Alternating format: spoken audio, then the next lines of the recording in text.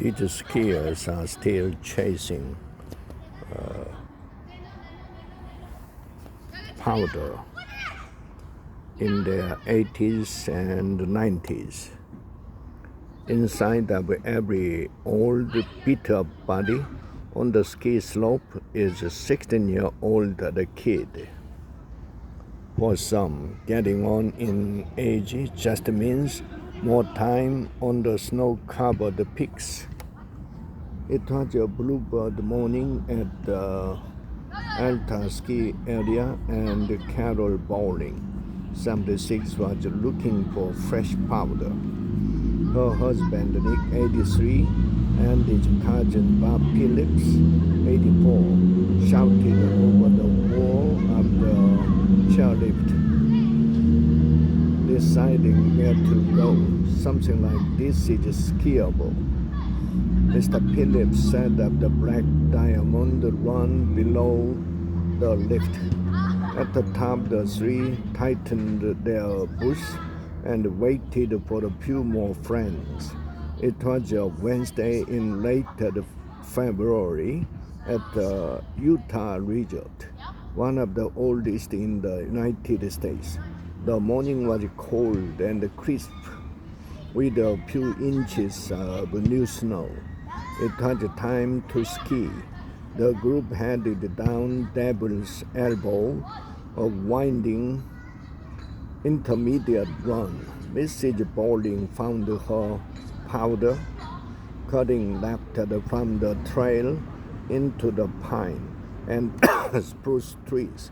The two men stayed together in the open, carving wide S-shaped turns.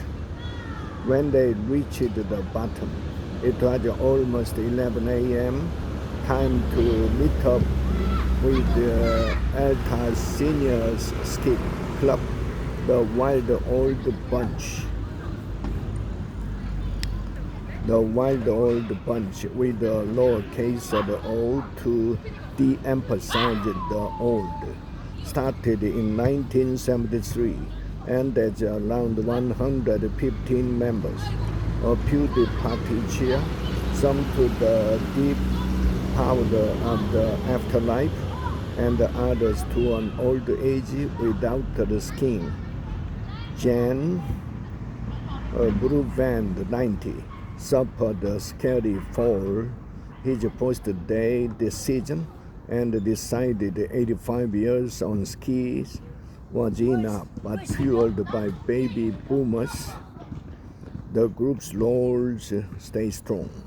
It's hard to believe 90-year-olds can ski that well until you see them do it, said Dr. Brett, an associate professor of sports medicine at the University of Utah, who sees plenty of old skiers in his practice and on the slope. You'd assume that it's foolish for them to continue skiing, Dr. Torreschel added, but when done carefully and wisely, it can be a great way for them to stay healthy and be in community. Some inevitable effects of aging increase the risk of ski injuries, bone density, and muscle mass decrease. Reaction time slows and balance falters.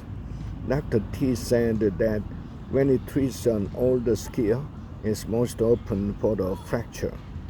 But that's not to say older skiers get hurt more often. They don't seem to, Dr. T said. A series of unspoken rules among the Wild Old Bunch helped see to that.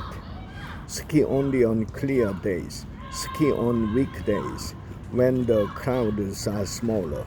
Ski familiar territory where you know the hidden rocks and the shady patches from decades of experience.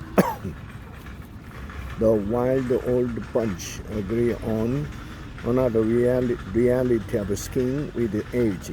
Training is necessary. We work out the rest of the year, so that we stay in shape for skiing, said Mrs.